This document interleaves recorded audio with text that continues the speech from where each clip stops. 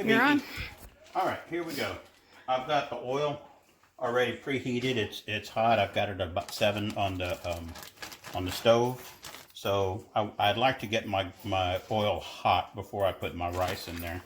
And unfortunately, I never really measure. I just kind of eyeball to see how much I want, and I kind of cover the bottom to get it going. And to me, that's going to be enough right there. And the spices I use, we use coarse salt or kosher salt. I use just a little bit. I don't like to overdo it. Just a pinch for good luck. I like using just a little bit of black pepper. To me, it adds a little bit of flavor to it. And for some reason, I can no longer eat comino. But I still like to put just a little bit because I like that smoky flavor. And unfortunately, I don't use real onion.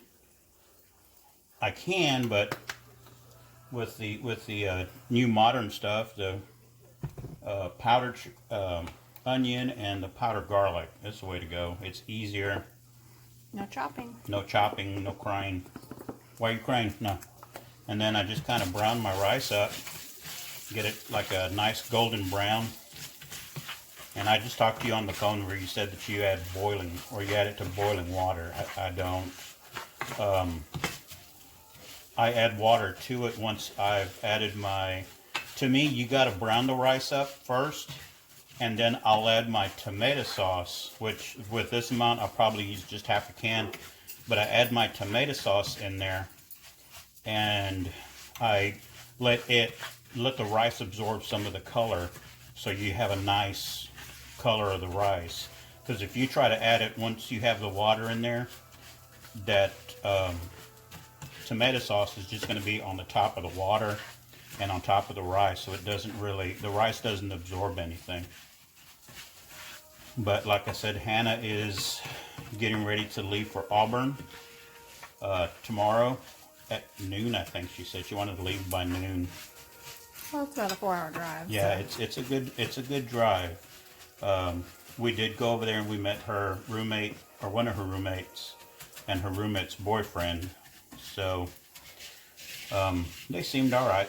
Colleen said she's not going to visit because they had a snake in the house. They did have a snake in the house. They it was a pet snake. It was a baby, but still, they had it in the cage, and I left. yeah, Colleen took off. I was like, nope, gotta go.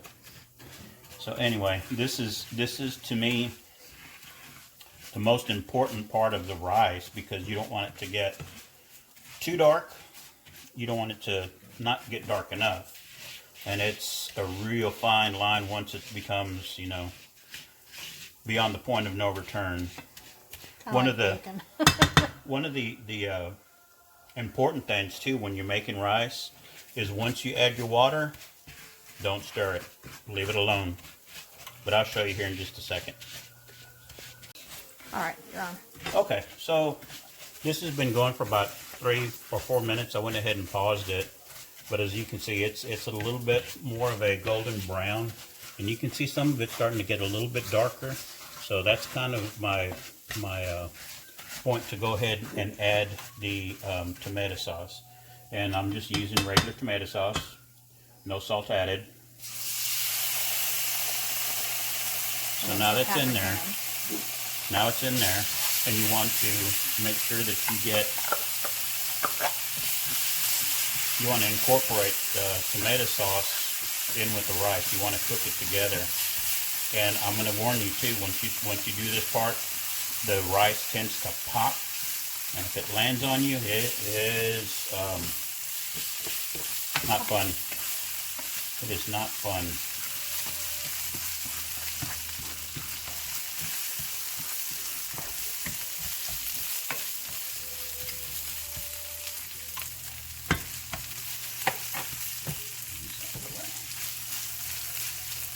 So see, once I get it all incorporated a little bit better, where I see everything kind of has a coating of the tomato sauce, which like I said, I didn't use that much tomato sauce, but I like to flatten the rice out so I know it's going to cook evenly and there's no lumps or anything.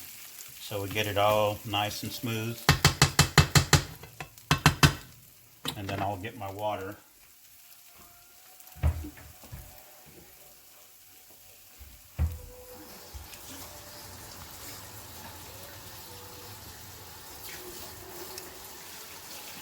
Usually I have your water, but I'm videoing. Right. Usually I have the water waiting, or Colleen will have the water for me, but she's doing the video, holding the phone for me and video for me. And letting dogs in and letting dogs out, right, Copper? Say hi to Aunt Binky. And here comes Momo. Copper's waiting for something to fall, I'm sure.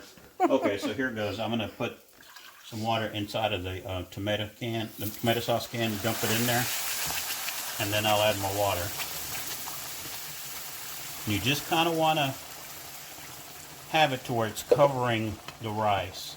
And I know I said not to stir it, and I'm not stirring. I'm just kind of packing the rice so I know there's water underneath, and I know there's water on top so I can see it. But you also want to, you're going to start looking for and I'm still on between 7 and 8 on the temp. But what I'm looking for is I'm looking for all of it to kind of start bubbling, and make sure it bubbles all the way around. And once it starts to bubble all the way around, let me get my lid. Which lid is it? That's too small, right? It is. I don't see the glass lid. The flat one is on the other side.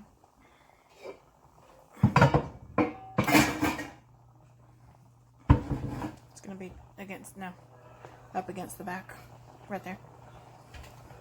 Okay. Thank you. You're welcome. And you want to make sure it's evenly on the burner.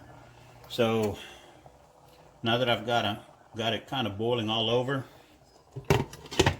I'll cover it and then turn it to about 2.5 to 3. And you just want it to let it cook, and I'll come back in about 6 minutes and I'll show you what it looks like. Do you have the lid on all the way, or do you have it? The lid is on all the way. Okay. Perfect. All right, hey Binky, I did take the lid off. I was stupid. I thought I was recording already, and I had it on photo. But this is the finished product right here. Look at that. Just breaks away. Good looking rice. Ready to go. And here, I might as well show you. That's the beans that we're doing. It's just a can, nothing fancy. And there are the enchiladas. Okay, so here we go. Enchiladas with those are I forgot what the tortillas were. Dia Rosas, I think. Dia Rosas or something like that. They are from San Antonio, but that is MSU cheese, the cheese that I sent you, the Edam cheese, the big ball. That's all shredded and everything. We got the beans and we got the rice. So anyway, I'm going to try and merge these videos together, and I will send them to you. Say hi, Binky. Hey, Binky. And there's Copper. He's waiting for something to eat. But anyway, we love you, and there's Ellie. Love you, and I'll send you this video. Hopefully it helps. Bye. Finished plate. Mo.